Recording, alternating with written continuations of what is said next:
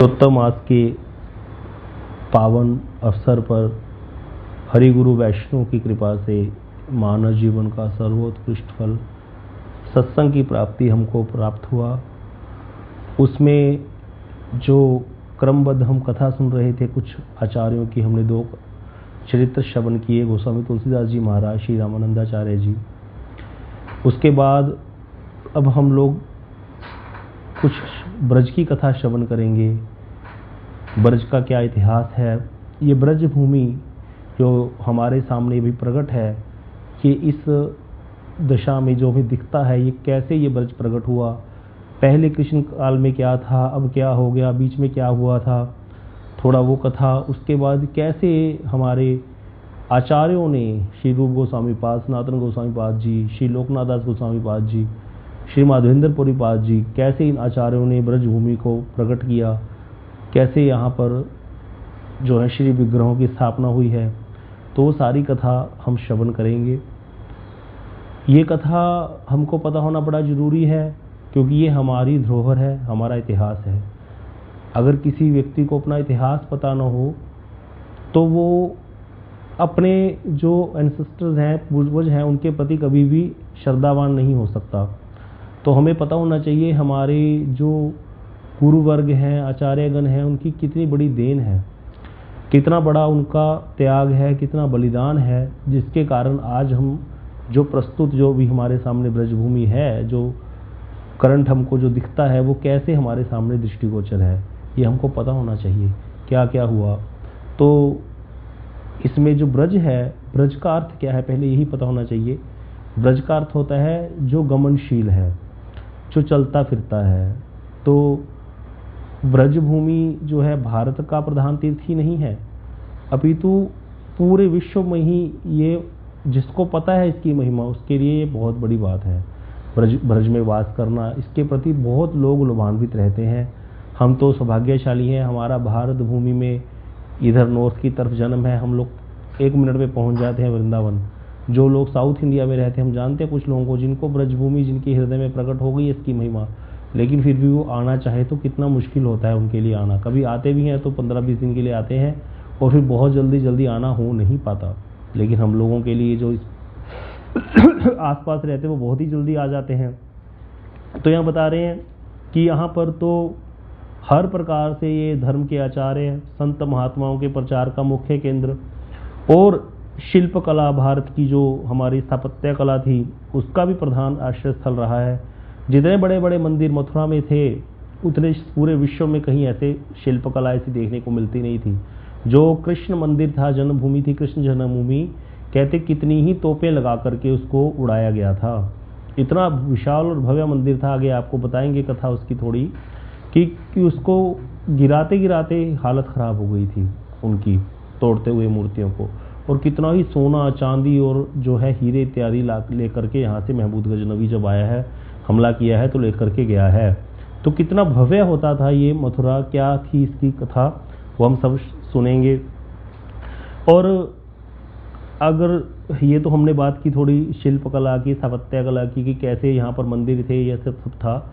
लेकिन एक चीज़ हमेशा यहाँ पर रही है, वो क्या, चाहे किसी का आक्रमण हुआ या नहीं हुआ, कुछ भी चलता रहा, लेकिन यहाँ की जो गिरिराज गोवर्धन की तलहटी है और यमुना पुलिन और कुंज कंदराओं में साधना करते हुए बहुत से साधक जो हैं वो रहे ही हैं यहाँ पर हर समय। उनको किसी चीज़ से मतलब नहीं है, उनको ब्रजभूमि मिल गई और उनको भजन करना है। और ऐसी लताओं के बीच में बैठ कर के कितने ही डोर और कोपिनधारी संत हैं जिन्होंने अपना जीवन, पूरा जीवन लेखे लगा रखा है यहाँ पर।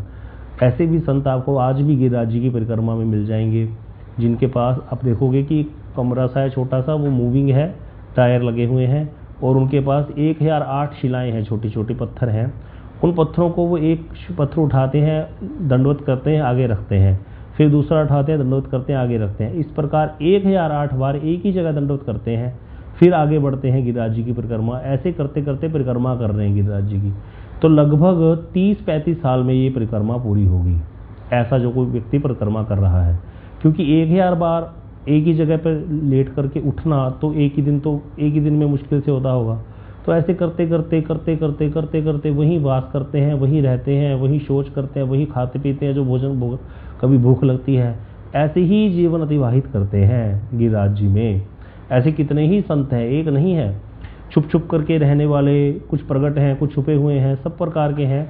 आजकल रील का ज़माना आ गया है, लोग मिनट में रील बना देते हैं बाबाओं की, और बाबा को ज़्यादा हाईलाइट कर देते हैं अपने व्यूज़ के चक्कर में, और बाबा की ज़िंदगी बर्बाद हो जाती है बेचारे का। बाबा का वहाँ पर धाम में रहना दुर्भर हो जाता है, लोग आ करके परेशान करने लग जाते हैं। तो इन सब चीज़ों से भी बहुत बचना चाहिए, किसी की भी भक्ति में हमें बाधा नहीं डालनी चाहिए। अब यहाँ पर कह रहे हैं कितने ही संतों ने आकर के ग्रंथ रचना करके इस ब्रजभूमि के मधुरतम रूप को व्यक्त किया है। इसी भूमि में स्वामी हरिदास जी, हरिवंश जी जैसे संत भी हुए, रसिकाचार्य हुए। इसी भूमि में रूप गोस्वामी, सनातन गोस्वामी जैसे संत आए, जिन्होंने वाराह पुराण ग्रंथ के अनुसार इस स्थान की सारी लीला शैलियों को प्रकट किया। ये सारे स्थान लुप्त हो चुके थे, कोई कुछ को पता नहीं था कहाँ पर क्या लीला हुई है। तो यह सारा हम सुनेंगे। प्रश्न है कि ब्रजभूमि की महिमा क्या है, क्या इसकी इतनी महिमा क्यों है। ब्रजरज कहते हैं ना, मुक्ति कहे गोपाल से, मेरी मुक्ति बताए, ब्रजरज उड़ मस्तक लगे, मुक्त मुक्त हो जाए। कि मुक्ति एक बार भगवान के पास चलेगी, प्रभु मैं सबको मुक्ति देती हूँ, सब मेरी वांछा करते हैं, मेरी मुक्ति कैसे होगी। तो भगवान कहते जाओ वृंदावन चली जाओ, ब्रज की रज अर्थात वो मिट्टी ब्रज की तुम्हारे उड़ करके माथे पे लगेगी तो मुक्ति तुम मुक्त हो जाओगी। तो ब्रज रज की कितनी महिमा है, बहुत महिमा। इसके कुछ पद भी हैं, कल आपको सुनाएंगे। आज किसी कारणवश मुझे समय नहीं मिल पाया, बहुत कुछ लिखना था, बैठ करके नहीं कर पाए, एडिटिंग नहीं कर पाए, प्रूफ रीडिंग भी नहीं हो पाई। तो कल आपको कुछ कथाएं सुनाएंगे ब्रजरज की महिमा की। तो जब ऐसे कहा तो मुक्ति आकर के यहाँ दासी बन करके बैठ गई ब्रज में। तो इतनी ब्रज की महिमा है, क्यों है कहते क्योंकि ये जो ब्रज की भूमि है ना, ये देखो हम लोगों ने जब पुरुषोत्तम मास शुरू हुआ था ना, तो एक हमने चर्चा की थी पुरुषोत्तम मास महात्म्य की। तो उसमें हमने विशेष रूप से एक कथा बोली थी कि भाई हम सबको यहाँ पर इस महीने में राधा कृष्ण युगल की उपासना करनी चाहिए, उनको दीपदान करना चाहिए, युगल का ही मंत्र जपना चाहिए, युगल नाम लेना चाहिए, युगल की उपासना करनी चाहिए, और युगल रूप में हमें दर्शन हो जाए, इस प्रकार की प्रार्थना करनी चाहिए। तो ऐसा हमने भावना व्यक्त की थी। पुरुषोत्तम मास में इस प्रकार से कीर्तन किया जाता है, राधा कृष्ण युगल का भजन होता है। क्यों? क्योंकि ब्रज में ही ये बहुत जल्दी संभव है। अब बता रहे हैं कि ये जो ब्रजभूमि है इसकी इतनी महिमा क्यों है, क्योंकि ये ब्रजभूमि राधा कृष्ण के युगल के पद चिन्हों से अंकित है, चरण चिन्हों से अलंकृत है ये भूमि। और एक चरण चिन्ह नहीं है, कहीं कहीं कोई भगवान का एक चरण चिन्ह होता है ना, उसकी इतनी महिमा होती है कि पूरे विश्व से लोग आकर के वहां पर प्रणाम करते हैं, माथा रगड़ते हैं, भाई हमें भगवान के चरण मिल गए। और ऐसे भगवान के चरण यहाँ ब्रज में जगह जगह हैं, हर जगह ही भगवान, ये ब्रजभूमि भगवान के चरणों द्वारा प्लावित है। तो क्यों है कहते, क्योंकि ये कृष्ण की विहार स्थली है राधा कृष्ण की, और गलबैया देते हुए राधा कृष्ण यहाँ विहार करते हैं। इसीलिए ये कुंज लीला है, भगवान की निकुंज लीला है वृंदावन की। तो इसीलिए यहाँ पर कोई कमी नहीं है, और इसीलिए इसका इतना सौभाग्य है। अब हम लोग अगर बात करें कि अब लोग सब लोग गया जी जाते हैं श्राद्ध करने पितरों का, क्यों जाते हैं वहाँ पर पिंडदान करने से कहते हैं कि दोबारा जा करके पिंडदान करने, एक बार जाके गया जी में पिंडदान कर दिए पितरों के नाम पे, तो आकर के श्राद्ध करने की भी जरूरत नहीं है 1 साल बाद। क्यों, बता सकते हो क्यों? कोई इसका साइंटिफिक और शास्त्र के अनुसार क्या विधि है, क्यों ऐसा होता है, ऐसे क्या चीज है वहां गया जी में जिसके कारण दोबारा आकर के श्राद्ध करने की भी जरूरत नहीं पड़ती? वहाँ भगवान के चरण है। तो फिर चरण होने से क्या हो गया?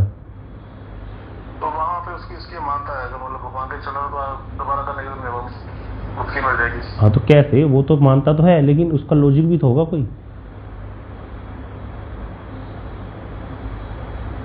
लॉजिक पता होना चाहिए, हर चीज के पीछे लॉजिक होता है। देखिए जब कोई व्यक्ति मरता है हमारे जो सनातन धर्म है, अगर कोई व्यक्ति, हमने सुना भी 4 प्रकार के लोग हैं, सुबह जो कथा सुन रहे हैं सबको पता है कौन कौन से, कर्मी, ज्ञानी, योगी और भक्त।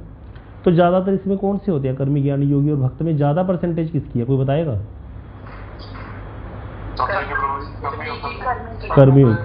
कर्मियों की है। क्यों? क्योंकि कई कर्मी की इच्छा होती है भोग करने की, और हम सब भोग करने ही आए हैं यहाँ पर। हम सब लोग विशेष रूप से कर्मी ही होते हैं और भोग की इच्छा से यहाँ पर आए हैं, इसीलिए कर्मकांड की विधियों का कुछ लोग पालन भी करते हैं। तो जो कर्मी व्यक्ति कर्म करते करते मरता है, भोग की इच्छा से कर्म करता है, और जरूरी भी नहीं होता शास्त्र विधि से करेगा कर्म, शास्त्र से उल्टा भी हो जाता है, विकर्म भी हो जाता है। अब ऐसे मिले जुले हुए से कर्मों को करके व्यक्ति कोई मरता है, मरने के बाद बोला जाता है इसकी गति नहीं हुई, गति का अर्थ क्या है, कोई बताएगा?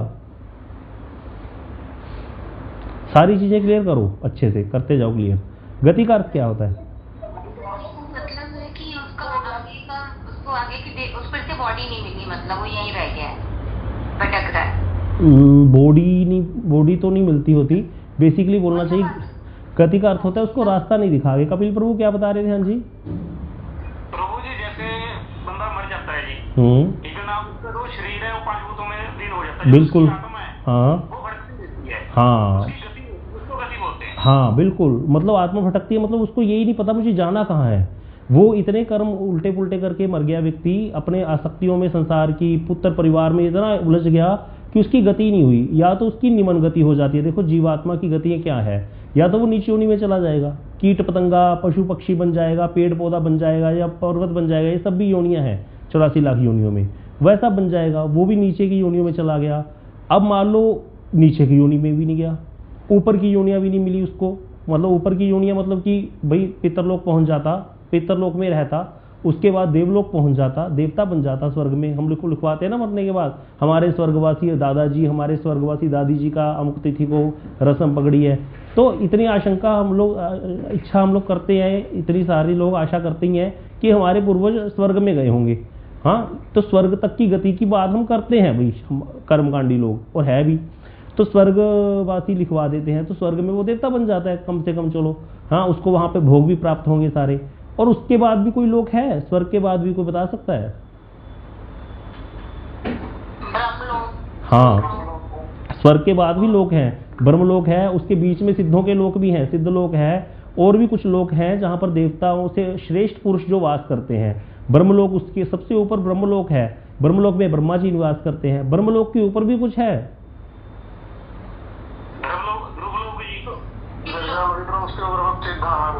हाँ, बस ब्रह्मलोक को पार करते ही क्या हो जाएगा, विरजा नदी आ जाएगी। विरजा नदी को पार करके भगवान के धाम शुरू हो जाएंगे। वहां पर फिर जैसे अभी कपिल प्रभु बता रहे थे, ध्रुवलोक, ध्रुव जी भी भाई वैकुंठ में रहते हैं। तो ये सारे ऊपर के लोग हैं जहां पर जाकर के व्यक्ति की वापसी नहीं होती। अगर कोई वहां पहुंच जाए तो वहां से वापसी नहीं है। अब समझो लॉजिक को। लॉजिक ये है कि जिसने थ्योरी ऑफ रिलेटिविटी पढ़ी है उसको पता है क्या होती है थ्योरी ऑफ रिलेटिविटी, कोई बता सकता है? थ्योरी ऑफ रिलेटिविटी क्या है? साइंस में आया है ये टर्म, जिनको साइंस पढ़ी है उनको पता होगा। Theory of relativity, theory of relativity Hindi में तो पता नहीं, याद ही नहीं आ रहा।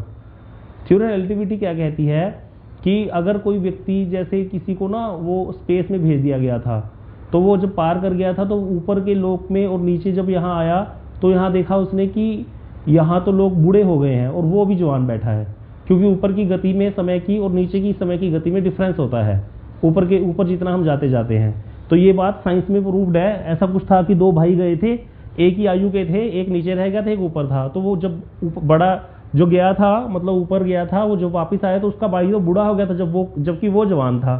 तो ये ऐसा नियम है। अब ऊपर के लोगों में समय का हिसाब अलग है। जो हमारा 1 महीना है वो पितरलोक का 1 दिन होता है। अब जब हम लोग, कोई व्यक्ति मरता है तो उसके पिंड भराए जाते हैं अपने स्थान पर जहां पर उसे शरीर छोड़ा।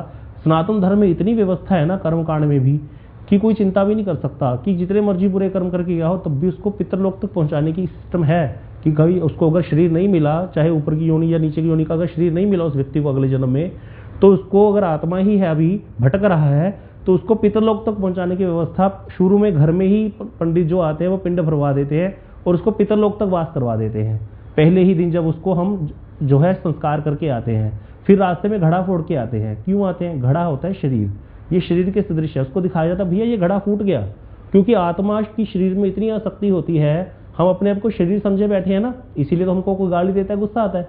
तो इसीलिए शरीर में इतनी आसक्ति होती है। जब व्यक्ति शरीर छोड़ता है तो जब वो आत्मा है ना, वो शरीर के आसपास ही घूमती है और वो उसमें प्रवेश करना चाहती है, लेकिन उसका समय पूरा हो चुका है इसलिए वो प्रवेश नहीं कर पाती। अब वो शरीर के इर्द गिर्द ही पास घूमती है। कौन सी आत्मा? जिसको गति नहीं मिली। तो इसीलिए कर्म कांड में जो व्यक्ति बहुत प्रकार के बुरे अच्छे मिक्स से कर्म करके मरा है, उसको जब गति नहीं मिलती तो उसके लिए हमारे शास्त्रों में पिंड भराना, इस तरह की चीजें की जाती हैं। जो पिंड दिए जाते हैं उसको खाने को मिलते हैं पितरलोक में, और वहां पर पितरलोक तक उसको पहुंचा दिया जाता है। अब पितरलोक का जो है 1 दिन, हमारा यहाँ पर 1 महीना। इसीलिए हमारे यहाँ पर सिस्टम है हिंदू सनातन धर्म में कि जब कोई व्यक्ति मर जाए तो उसको 1 महीने बाद उसके नाम की रोटी दी जाती है पंडित को बुला करके, सबको पता होगा। तो फिर वो 1 महीने बाद जब खाना दिया जाता है, खाने को उसको भोजन दिया जाता है, वो उसको पितरलोक में रोज मिलता रहता है, क्योंकि वहां तो एक ही दिन है और यहाँ पर हमारा 1 महीना हुआ है। ऐसा विधान शास्त्र में दिया गया, शास्त्र की बात है भैया, माननी पड़ेगी। इस तरह से उसको 11 महीने तक भोजन मिलता रहता है और वहां तो सिर्फ उसको 11 दिन ही हुए हैं और हमारे यहाँ 11 महीने बीत गए, उसको भी 11 दिन ही हुए अपने हिसाब से पितरलोक में अभी तक। अब क्या होता है, 11वें महीने उसकी गति करा दी जाती है आगे। अब 11वें कहते हैं विदा कर दिया हमने अपने पूर्वज को, ऐसा बोला जाता है, हम भी कहते हैं। उसमें खाट लाई जाती है, एक टॉर्च दी जाती है, एक छतरी दी जाती है, और ये सारा सबने देखा होगा। कंबल दिया जाता है, कपड़े दिए जाते हैं, बर्तन दिए जाते हैं, सारा सामान दिया जाता है। क्यों दिया जाता है? उसको आगे की गति करा रहे हैं भैया, अब तुम पितरलोक से देवलोक तक शिफ्ट हो जाओ। तो पितरलोक से देवलोक का रास्ता थोड़ा लंबा है, तो इसी उसको टॉर्च दी जाती है। आंधी तूफान आने के लिए छतरी भी दी जाती है, हाँ, ताकि वो अब देवलोक में जाने के लिए पिंड भी भरवाए जाते हैं। उस दिन, जिस दिन लास्ट में विदाई होती है 11वें महीने में, उस दिन सारा परिवार इकट्ठा होता है और अपने पिताजी की, दादाजी जो भी हैं, उनकी विदाई करता है प्रॉपर विधि से। और वो विदाई में पंडित जी को सब कुछ दिया जाता है और वो पूरा सिस्टम है शास्त्र में। ये कर्मकांड का विधान है सारा, जो भी हम चर्चा कर रहे हैं।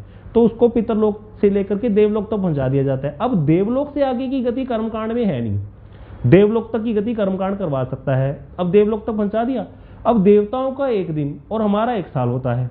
देवलोक इतना ऊपर है कि वहां तो 1 ही दिन बीतता है और हमारे यहाँ पर 1 साल हो जाता है।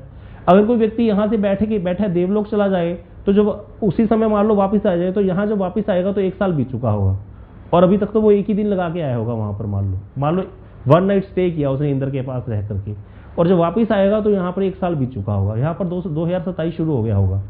अब इसीलिए यहाँ पर 1 साल बाद उसकी रोटी खिलाई जाती है। पितृपक्ष में हम लोग कराते हैं 15 दिन, जब पितृपक्ष के आते हैं, सब लोग अपने अपने पूर्वजों की, जिस दिन जिसने तिथि को, जिसने शरीर छोड़ा है, उस दिन उसकी तिथि को, उस तिथि को उसका भोजन कराते हैं पंडित को बुला करके। अब देवलोक में उसको रोज मिलता रहता है, क्योंकि देवलोक का 1 दिन और हमारा 1 साल है। इस प्रकार से उसको हर समय मिलता रहता है। इसीलिए कई बच्चों की घर में ग्रोथ नहीं होती, देखा जाता है, जबकि बहुत अच्छे से घर में कोई कमी नहीं है।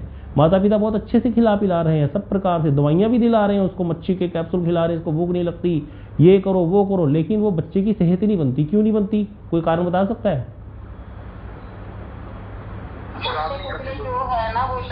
क्योंकि उसके जो पूर्वज हैं, हमारे पूर्वज नहीं, जिस घर में पैदा हो उसके पूर्वज नहीं, जिस घर से वो आया है पीछे से, वो बच्चे नालायक निकल गए, वो उसका श्राद्ध नहीं कर रहे हैं, वो कुछ करते ही नहीं है। बड़े शहर में रहते होंगे या किसी ब्रह्मांड में ऐसे होगा, नहीं करते होंगे, तो वो श्राद्ध नहीं कर रहे, इसलिए इसको माल नहीं मिल रहा। तो ये बहुत सिद्धांत, ये सारे ऐसे नहीं बने हुए। अब क्या है, जो गया जी है, गया जी में जैसे वेणुगोपाल प्रभु ने बताया कि गया जी में भगवान के चरण है, तो वहां भगवान के चरण क्या है भाई? भगवान के चरण कोई छोटी मोटी बात है? एक गयासुर नाम का असुर था, उसके ऊपर बहुत सारे यज्ञ हुए थे, तो वो बहुत बलशाली होता जा रहा था। तो भगवान ने पूरे चरण स्थापित कर दिए थे उसकी पीठ पर, और बाद में बोल दिया था कि बस तुम अब यहीं रहो और मेरे भक्त जो आएंगे अपने पितरों का यहाँ पर करेंगे तो उनको गति मिल जाएगी मेरे चरणों में। अब गया जी जाकर के बाद में श्राद्ध करने की जरूरत क्यों नहीं पड़ती? इसका आंसर सीधा हो गया, क्योंकि उसको हमने चितलोक पहुंचा दिया, भगवान के चरणों तक उसकी गति करवा दी। वहां जाकर के फल्गु नदी जो भी है वहां पर वो जो करा दिया, सारा पिंड करा दिया और भगवान के चरणों में पुष्प अर्पित करके उसको स्थान दे दिया पितर को। वहां पर प्रॉपर श्लोक बोले जाते हैं पंडित जी द्वारा। अब तो खैर सब काम खराब है, प्रॉपर सिस्टम है इसका भी। वो प्रॉपर ब्राह्मण भी अलग होते हैं, वो प्रॉपर नाम लेकर के उसका गति करा देते हैं। भगवान के चरणों में स्थान दे दिया, भैया अब यहीं रहो।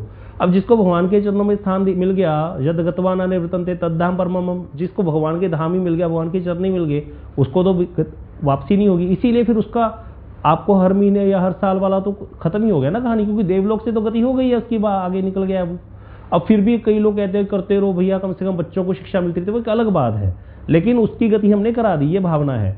तो इस तरह से ये सिस्टम है। भगवान के चरणों की कितनी महिमा है कि भैया एक बार जाकर के गया जी में करा दिया, दोबारा उसको वो आएगा ही नहीं। अब उसको गति मिल गई और परम गति मिल गई उसको गया जी में जाकर के, कि उसको चरण प्राप्त हो गए हैं भगवान के, जो कि कितने ही प्रकार के, अनेक प्रकार के कर्म करके व्यक्ति मरा है जिसने कोई भक्ति करी ही नहीं।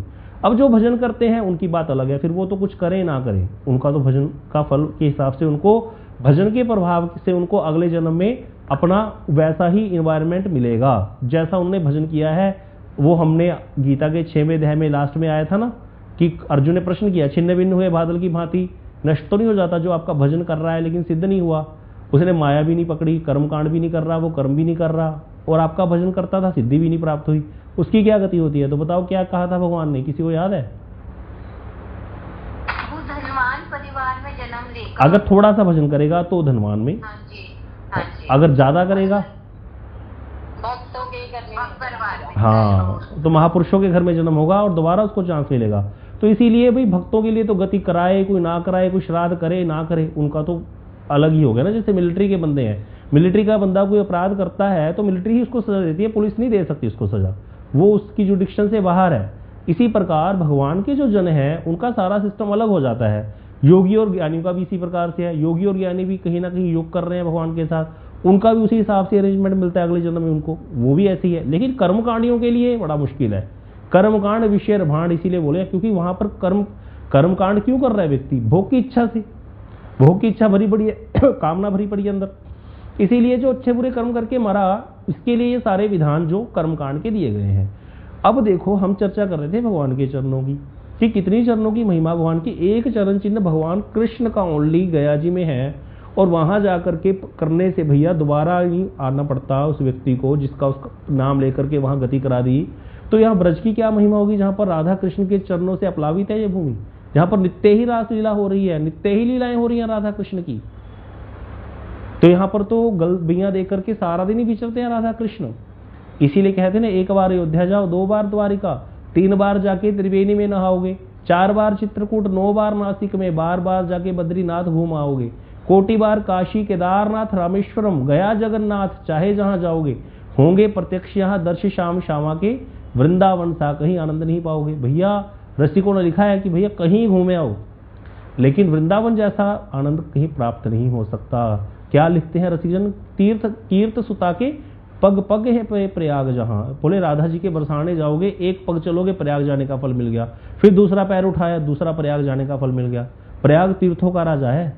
1 महीना अगर कोई प्रयाग में वास करता है, पद्म पुराण पढ़ लेना कभी, 1 महीना, जो कौन सा महीना होता है, माघ के महीने में कोई प्रयाग में 1 महीना स्नान कर ले तो उसको कल्पवास का फल मिलता है। कल्पवास, 1 कल्प पूरा, ब्रह्मा जी का 1 दिन कितना बड़ा होता है, कितने हजार वर्ष बीत जाते हैं वहां पर। यहाँ पर 14 मनवंतर बीत जाते हैं, कितने 71 चतुर्युग, इतनी देर का वास मिलता है उसको वहां ऊपर, 1 कल्पवास मिलता है। 1 महीना अगर कोई प्रयाग में वास कर ले, 1 महीना स्नान कर ले, पद्म पुराण में महिमा गाई गई है। और यहाँ क्या बोला गया, कीर्त सुता के पग पग पे प्रयाग जहां, 1 चरण चलोगे प्रयाग जाने का फल मिल गया। तो कितना फल हो जाएगा इकट्ठा उसके पास, कल्प, कितने कल्पवास का फल इकट्ठा हो जाएगा उस व्यक्ति के पास जो बरसाना में चल ले, आगे पर चल के परिक्रमा कर ली जिसने।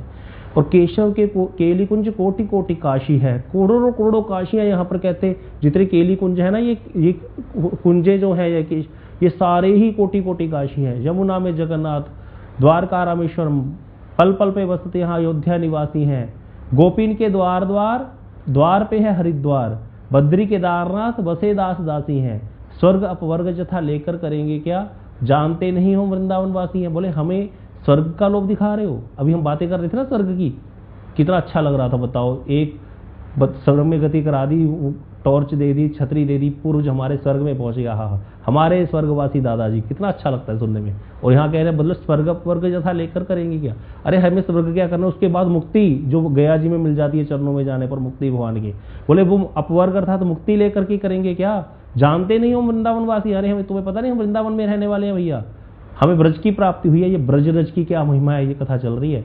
तो इसीलिए ब्रज की क्या महिमा है, ब्रज रज की क्या महिमा है, इसको कोई चर्चा का विषय ही नहीं है। इसलिए तो ब्रह्मा जी हाथ पर हो गए आकर के। स्वयं हम कल शाम को जो कथा चल रही है 9 बजे सुन रहे हैं कि राज्य की कथा, कितनी महिमा है, क्या ब्रजवासियों की महिमा है, कौन गा सकता है इसको। जो यशोदा मैया स्वयं कह रही है नारायण को अपने पुत्र के लिए, सारा दिन मुंह में पड़ी हुई मैं ऐसा बोलती रहती हूँ, मेरा पुत्र के प्रति मोह खत्म कर दो, और अंदर से बोल रही है पर नारायण इसको ठीक कर दो, इसके मुंह में अला बला आ गई। भगवान ब्रह्मांड का दर्शन करा रहे हैं, यशोदा मैया कुछ और ही सोचती रहती है। तो ये ऐसा वाला भाव है ब्रजवासियों का। तो ये ब्रज प्रेम जो है, ब्रज भाव जो है, और ये ब्रज की जो महिमा है, इसी को स्थापित करने गुरुदेव आए और गुरुवर्गों ने आकर के इसको हमारे हृदय में स्थापित किया कि किसी प्रकार इस जन्म में हमारा ब्रज भूमि के प्रति, ब्रजवासियों के प्रति, ये जो ब्रजवासियों का भाव है कृष्ण के प्रति, इस ब्रज भक्ति के प्रति हमारा लोभ हो जाए। बस इस लोभ को लेकर के मर जाए, बहुत बड़ी बात है। हृदय पे छाप आ गई कि मुझे यही चाहिए, बस बात खत्म। अब जो तुम चाहिए होता है, कृष्ण कहते भैया जैसा दुकानदार, जैसा ग्राहक वैसा माल। हमने ये पहले दिन चर्चा करी थी वेदों में कर्मकांड का विस्तार क्यों है? क्योंकि जैसा ग्राहक वैसा माल, ग्राहक ही ऐसा है भाई, बद्ध जीव आए भोग करने आए, तो भगवान ने वेदों में कर्मकांड का विस्तार दे दिया। अब जब हम जो ग्राहक है, हमारे हृदय में इच्छा क्या पैदा हो गई, मुझे तो ब्रजभूमि चाहिए, बस मुझे तो कृष्ण की वो ब्रजवासियों वाली भक्ति चाहिए, बस ये वाला लोभ लेकर के मर गए, वही बहुत बड़ी बात है। ये लोभ होना बहुत बड़ी बात है। ये लोभ आ गया, समझो सब कुछ प्राप्त हो गया, गुरुदेवों का मोटिव हो गया, और हमारे महाराज जी कहेंगे मुझे मेरी गुरुदक्षिणा मिल गई। अगर तो, और आपको बताऊं, हमें लगता होता है संतों को कुछ पता नहीं चलता। संत कैसे हमको देख लेते हैं, हमारी चाल ढाल, हमारा रंग ढंग देख करके पहचान लेते हैं। एक बार हम पठानकोट गए हुए थे, सनातन प्रभु जी के घर, 2 साल पुरानी बात है। तो कुछ ना बच्चे आए हुए थे साथ में, हमारे ब्रह्मचारी थे। तो महाराज जी उनको समझाने लगे, तुम लोग ऐसे गलत करते हो, ऐसे करो, हाँ गुरु जी ये करेंगे वो करेंगे, बहुत अच्छे से बात करके गए। अब वो प्रभु जी ने जो कमरा दिया हुआ था महाराज जी को, उसमें लगा हुआ था ग्लास, बाहर थी सीढ़ियाँ चढ़ रही थी, तो बाहर से सीढ़ियाँ जा रही थी, ऊपर उनको कमरा मिला हुआ था। अब हम तो महाराज जी से कुछ बात करने लगे कि महाराज जी ये बच्चे सुनते नहीं है, ऐसे ही करते रहते। महाराज जी कहते देखो देखो वो देखो, कहते मैं अभी यही देख रहा हूँ। अब वो कहते जा रहे हैं, सीढ़ियाँ चढ़ते हुए हंसते हुए जा रहे हैं, मतलब उनको कोई भी चीज़ का कोई फर्क नहीं है कि गुरुजी तो ऐसे ही बोलते रहते हैं सब कुछ। मतलब संत हमें हम जब उनके सामने बैठे हैं, हम क्या कह रहे हैं और क्या बोल रहे हैं, उस समय तो हम पढ़ी पढ़ाई बात बोलते हैं, सीखी सिखाई बात बोलते हैं, और हमारे मन में क्या चल रहा है वो बाद में जानते हैं, हमारी क्रिया व्यवहार देख करके, हमारा भजन देख उनको सब पता चल जाता है। इसीलिए कभी हम साधु को धोखा नहीं दे सकते। अगर कोई व्यक्ति सोचेगा कि हम चीट कर लेंगे, क्योंकि चीटिंग प्रोपेंसिटी बद्ध जीव के अंदर भरी हुई है, दूसरे को धोखा देने की प्रवृत्ति, और हमें सोचेंगे हम वैष्णवों को भी चीट करते, क्योंकि संसार में चीटिंग सीखी है तो वहां भी जाके ही करते हैं। तो कभी भूल के भी मत सोच लेना, ये कभी हो ही नहीं सकता कि हम वैष्णव, और अगर मान लो कोई चीट करता भी है किसी वैष्णव को, तो उनको चीट नहीं कर रहा, वो अपने आप को चीट कर रहा है, क्योंकि इसमें किसी का नुकसान नहीं है, हमारा ही अपना नुकसान है। तो इसीलिए जो हो जैसे हो वैसे ही प्रस्तुत होना चाहिए वैष्णव के सामने। हम लोग कामी हैं, क्रोधी हैं, लोभी हैं, बहुत बढ़िया बात है, अच्छी बात है, बहुत अच्छा है। इसी प्रकार के गुणों से युक्त होकर के ऐसे आभूषण पहन करके ही व्यक्ति हॉस्पिटल जाता है। हॉस्पिटल में वही व्यक्ति जाता है जो बीमार हो। तो ये संसार तो ऐसा ही है, मृत्यु लोक है भैया। हम कहें नहीं मैं तो जी गुरुजी 64 माला करता हूँ और मेरा तो सारा दिन कीर्तन चलता रहता है, गुरुजी के ठीक है भैया तुम सिद्ध हो गए, अब हमारे पास आने की क्या जरूरत है, रहो आराम से फिर। तो इसीलिए जो है वैसे रहना ज़्यादा अच्छा है। अब यहाँ पर जो हम ब्रज की भूमि की महिमा की बात कर रहे थे, तो ऐसी ब्रज भूमि की महिमा है यहाँ पर जो हमने श्रवण किया। तो इसीलिए यहाँ पर कोई भी तीर्थ या कोई स्थान की हम बात करें, जैसे लोग जाते हैं, कोई काशी जाता है, कोई कहता है भी सारे तीर्थ बार बार गंगा सागर एक बार कल हमने सुना, तो ये सब कुछ तो कुछ भी नहीं है।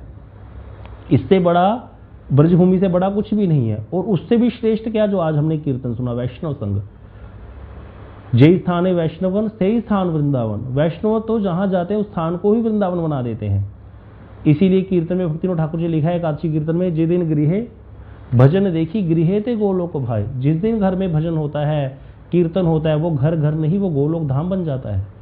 तो इससे भी बड़ी महिमा है, धाम से भी बड़ी महिमा है, जो हमारी चित्तवृत्ति अगर भगवान में लग गई, हम लोग चाहे बुद्धिपूर्वक ही करने लगे, चित्तवृत्ति नहीं भी लगी, बुद्धिपूर्वक भी कृष्ण कीर्तन शुरू कर लिया करना, हमने कथा में अपने आप को नियोजित करना शुरू कर दिया, तो मतलब सब कुछ प्राप्त हो गया हमको। अब एक जगह भागवत जी में लिखा है, श्री चैतन्य चरितामृत में, भागवत जी में नहीं चैतन्य चरितामृत में लिखा है कि भैया किसी भी चीज के 2 फल होते हैं, एक गौण फल एक मुख्य फल। तो कहते कृष्ण भक्ति का मुख्य फल क्या है और गौण फल क्या है, कोई बताएगा? कृष्ण भक्ति का मुख्य फल क्या है और गौण फल क्या है? कृष्ण भक्ति का मुख्य फल क्या है?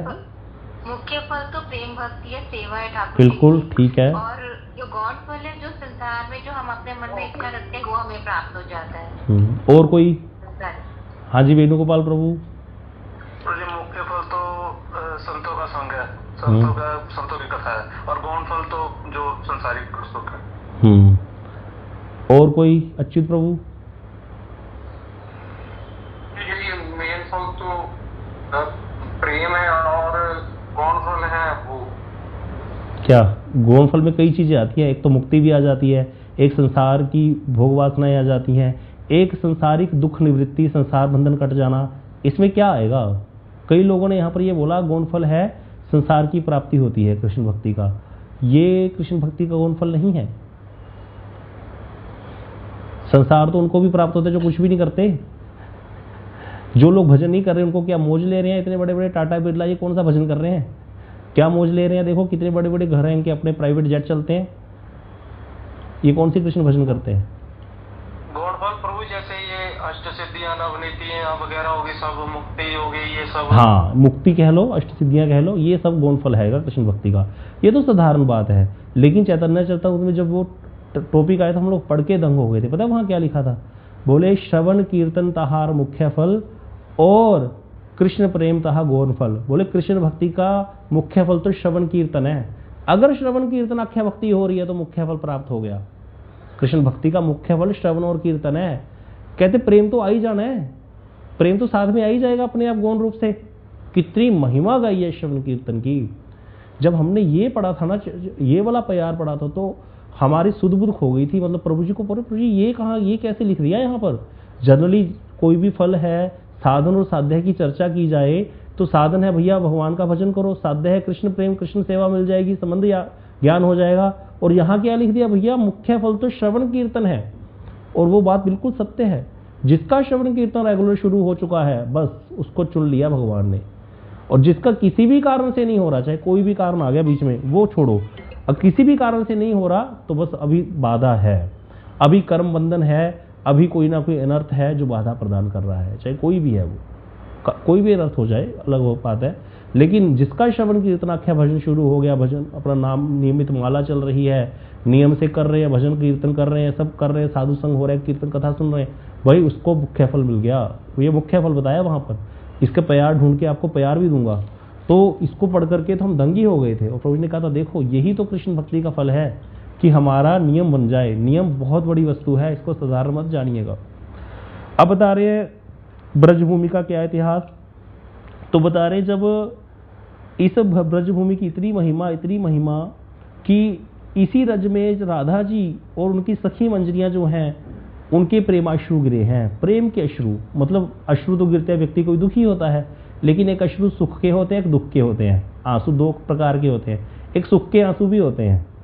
कोई बहुत पुराना मित्र मिल जाए, 20 साल पुराना, जिसके साथ बहुत समय बिताया होता है, और मिल जाए एकदम से प्रकट हो जाए सामने, तो सुख के आंसू आ जाते हैं। वो दुख के आंसू नहीं होते, बड़ी खुशी होती है अंदर से आत्मा को, और वो सुख के आंसू होते हैं।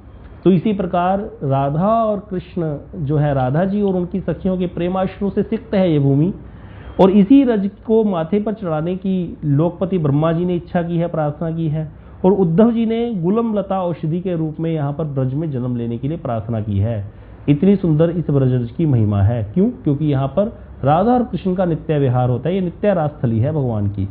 अब बता रहे हैं कि पहले यहाँ पर जब आर्य नहीं आए थे, आर्यों से पहले एक मधु नाम का दैत्य मथुरा में रहता था। ब्रजभूमि का इतिहास है। जो लोग हमारे साथ कभी दर्शन करने गए हों, हम उनको लेके गए हैं। यहाँ पर मधु दैत्य का स्थान है, वहाँ पर टीला है, ध्रुव टीला। अभी पीछे भी कुछ भक्त लोग आए थे, हम लोग गए थे वहाँ पर। तो वहाँ मधु नाम का दैत्य रहता था। उसने यमुना जी के तट पर अपने नाम से मधुपुर नाम का नगर बसाया था। यही मधुपुर नाम का नगर जो है बाद में मधुरा कहलाने लगा, मधुरा, उस मधु दैत्य के नाम से। और मधु दैत्य का पुत्र हुआ लवणासुर, वो बड़ा अत्याचारी था। मधु दैत्य ने शिवजी को प्रसन्न किया था। इसकी बड़ी लंबी कथा है, पुराणों में आती है कि इसने शिवजी को प्रसन्न करके एक वरदान लेकर के त्रिशूल ले लिया था शिवजी से। तो जो वो त्रिशूल था उसके कारण इसको कोई जीत नहीं सकता था।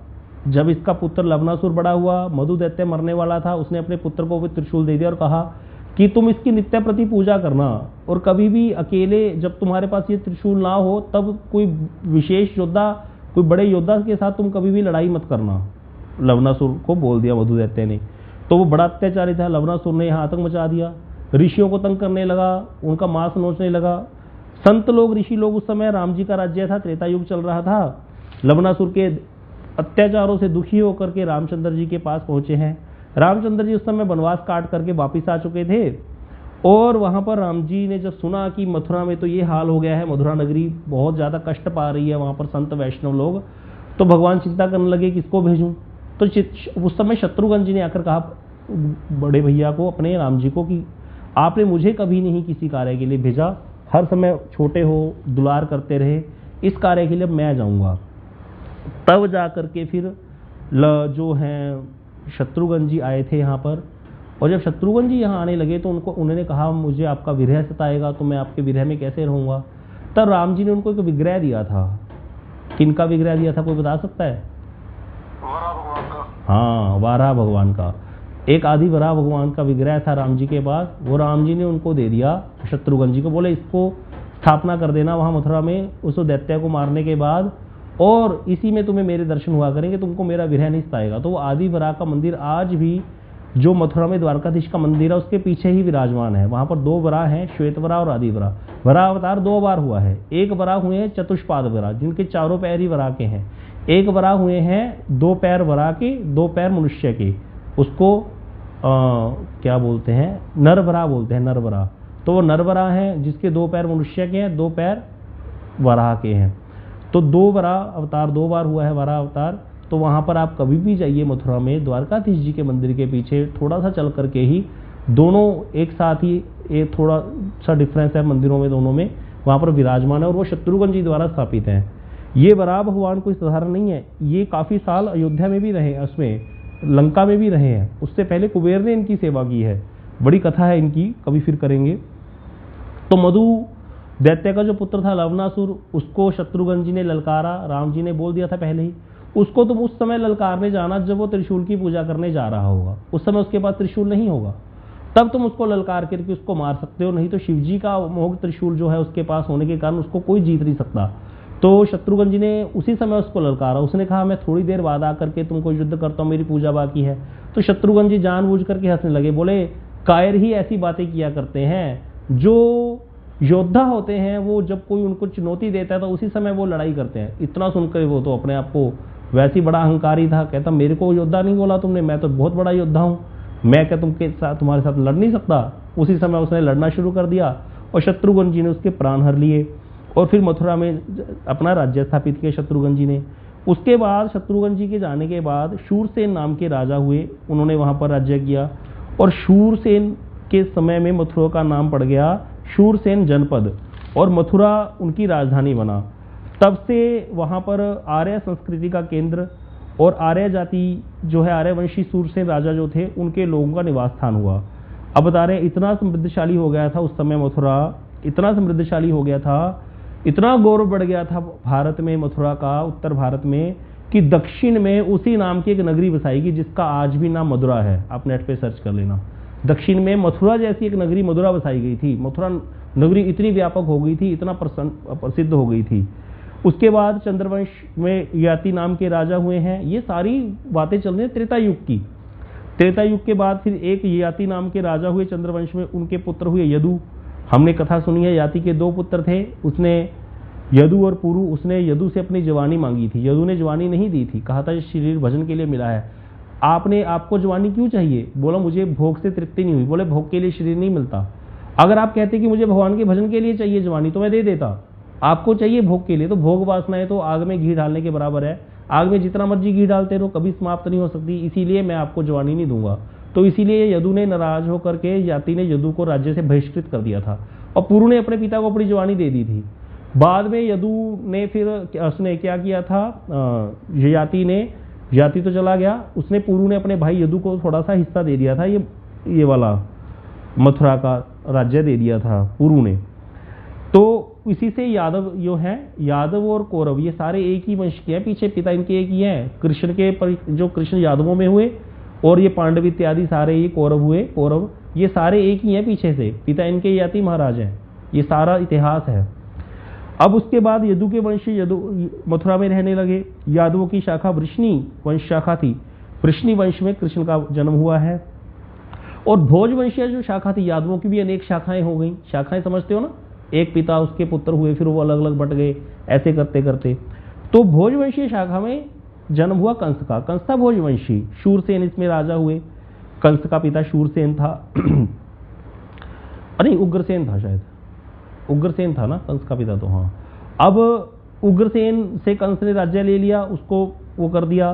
कंस मथुरा का राजा हुआ। कृष्ण ने कंस का वध कर दिया और कृष्ण लीला के समय से मथुरा मंडल जो था, कहते इतना बढ़ गया था महत्व इसका कि भारत का सबसे बड़ा तीर्थ कृष्ण के अवतार रहने के कारण मथुरा हो गया था और बहुत बड़ी कृष्ण जन्मभूमि यहाँ पर बनी। जब महाभारत का युद्ध हो चुका, उसके बाद युधिष्ठिर जी महाराज सम्राट हुए और भारतवर्ष में धर्म की राज्य की स्थापना की। भगवान ने पांडवों का साथ क्यों दिया था युद्ध में? क्योंकि ये धार्मिक थे पांडव। इसीलिए भगवान ने अर्जुन को भी यही समझाया, गीता का जब श्लोक, जो गीता को उपदेश दिया कि भैया ये जो युद्ध है, ये कौन सा युद्ध है? ये धर्म युद्ध है। इसके द्वारा धर्म की स्थापना करनी है मुझे, क्योंकि भगवान धर्म की स्थापना भी करेंगे, साथ में अब आए हैं तो सारा कूड़ा भी निकाल करके जाएंगे। अब भगवान ने देखा कि जितने भी अधर्मी राजा थे उन सब ने किनका साथ दिया? कौरवों का साथ दिया, दुर्योधन का साथ दिया। एक साथ सारे इकट्ठे हो गए और सारों का एक साथ ही पांडवों के द्वारा वध करा दिया भगवान ने, और धर्म की स्थापना करा के युधिष्ठिर जी महाराज जी को सम्राट बना दिया भारत का, और वहां पर धर्म का राज्य स्थापित हुआ। अब बाद में लास्ट में जाकर के पांडवों ने भी महाप्रयाण किया है बद्रीनाथ में जाकर, और युधिष्ठिर आदि भाइयों के साथ वहां प्रस्थान कर लिया। और क्या किया? और जाने से पहले युधिष्ठिर ने क्या किया? कृष्ण के बड़पोत्र श्री वज्रनाभ जी महाराज जी को मथुरा का राज सिंहासन पर प्रतिष्ठित कर दिया। अब यहाँ पे कथा थोड़ी सी आपको समझ आने लगी। पहले तो थोड़ी कथा हल्की सी भारी भी होगी, लेकिन ये इतिहास है, वही पता होना चाहिए, जरूर पता होना चाहिए हमें हमारा इतिहास सारा। मथुरा कैसे बसी, कौन आया था, सारा पीछे से हमने सुनते आ रहे हैं। तो अब यहाँ पर जो कृष्ण के पड़पोत्र हैं वज्रनाभ जी महाराज, इनको बना दिया मथुरा का राज सिंहासन पे राजा बना दिया वज्रनाभ जी को। वज्रनाभ कृष्ण के पड़पोत्र हैं। कोई बता सकता है? जबकि जो गांधारी थी, इसने कृष्ण को श्राप दिया था कि जैसे मेरे वंश में कोई नहीं बचा, तुम्हारे भी वंश में कोई नहीं बचेगा। इसलिए सारे यदुवंशी आपस में लड़ करके ही मर गए थे। लीला तो यही हुई है, देखा हमने। तो फिर ये वज्रनाभ जी कैसे बच गए? कोई बता सकता है? ये कथा किसी को पता हो तो। हरे कृष्णा गुरु। हाँ जी। गुरु ये राधा रानी के शरण में थे, राधा रानी के शिष्य थे, तो इसलिए उन्होंने मतलब उनको बचाया था राधा रानी ने। कैसे? ऐसा कुछ कथा है। इतना डीपली नहीं पता कभी। देखिए, इस कथा ऐसे है कि जब पहली बात तो ये है, सारी चीजें समझनी चाहिए कि भगवान को गांधारी श्राप नहीं दे सकती थी। गांधारी के श्राप की कोई महिमा नहीं है कि गांधारी ने श्राप दे दिया। ये तो भगवान की इच्छा है, गांधारी ने श्राप दे दिया और भगवान ने उसको लोक लीला के लिए दिखा रहे हैं यहाँ पर। यद्यपि भगवान सब प्रकार के श्राप और वरदान से परे हैं। अब आपको होगा कि जब श्राप से प्रदान से परे है तो फिर श्राप स्वीकार करके यदुवंशी तो आपस में लड़ी, वहां पर मदिरा पान किया। प्रवास क्षेत्र में जाकर हम लोग भी द्वारका गए थे, वहां सोमनाथ में वो क्या नाम है, भालका तीर्थ है, जहां पर कृष्ण को तीर लगा था और सारे यदुवंशी आपस में मदिरा पान करके मत्त हो गए, आपस में लड़ने लगे, एक दूसरे को गाली गलौज करने लगे। तो ये सारी लीला थी, क्योंकि ये सारे देवता थे। जो तो देवताओं का अंश था यदुवंशियों में, वो तो देवलोक को चला गया। जो भगवान के नित्य परिकर थे वो भगवान के साथ भगवान के धाम को चले गए। तो बाहरी रूप से देखने से लग रहा था कि आपस में लड़ के मर रहे हैं, लड़ रहे हैं। ऐसा कुछ नहीं था, वो तो एक लीला है लोगों को दिखाने के लिए। कर्मकांडी लोग इसको प्रसन्न हो गए देख के भी, देखो गांधारी ने श्राप दिया था, कृष्ण का वंश भी नहीं बचा। तो ठीक है, इस प्रकार से ये लीला हुई। एक खत्म करो चैप्टर इसको। अब बात आती है कि भी इसका पुत्र कैसे बच गया था। अब इसकी कथा इस प्रकार से आती है कि जो अनिरुद्ध कृष्ण के पुत्र हुए हैं, प्रद्युम्न के पुत्र हुए अनिरुद्ध, तो कृष्ण के पोते हो गए अनिरुद्ध। जब सूर्य ग्रहण लगा था एक बार कुरुक्षेत्र में, कृष्ण लीला के समय, द्वापर युग की बात है, तो सारे ब्रजवासी वहां गए थे कुरुक्षेत्र में, और कृष्ण भी यहाँ से द्वारका से कुरुक्षेत्र गए थे। ये कुरुक्षेत्र की इतनी महिमा क्यों है? क्योंकि यहाँ पर सारे राजाओं को, दुष्ट राजाओं को मार करके खून से कुंड भर गए थे 5। किनके द्वारा? परशुराम जी द्वारा। और बाद में ये पवित्र कुंड हो गए थे कि इसमें स्नान करने से सारी पाप राशि नाश हो जाएगी। ग्रहण के समय वहां स्नान करने का विशेष महत्व बताया गया है। तो इसीलिए ग्रहण लगा था एक बार, सूर्य ग्रहण। तो सूर्य ग्रहण के समय उधर से तो ब्रजवासी आ गए यहाँ कुरुक्षेत्र में, और इधर से ये कृष्ण द्वारका से आ गए, और सारे कृष्ण के अनुचर भी, सारे जो पोते पोतियां, बच्चे, मतलब पत्नियां, सब आए थे। महिषी आई थी द्वारका की, सारे आए थे।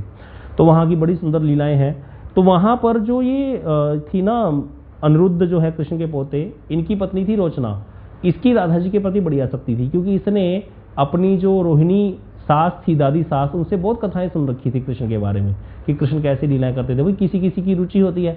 अब हम लोगों की थोड़ी कृष्ण के प्रति आसक्ति, इसीलिए तो बैठ करके कृष्ण कथा सुन रहे हैं। हम लोग कभी ना द्वारका गए, पता नहीं शायद होंगे क्या नहीं होंगे, अभी तो भूले बैठे हैं।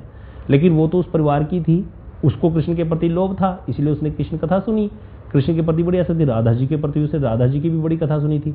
तो जब वो वहां पर मिलने का मौका आया था कुरुक्षेत्र में, तो रोचना ने बड़ी सेवा की थी राधा जी, विशेष रूप से जाकर के सेवा वृत्ति दिखाई थी।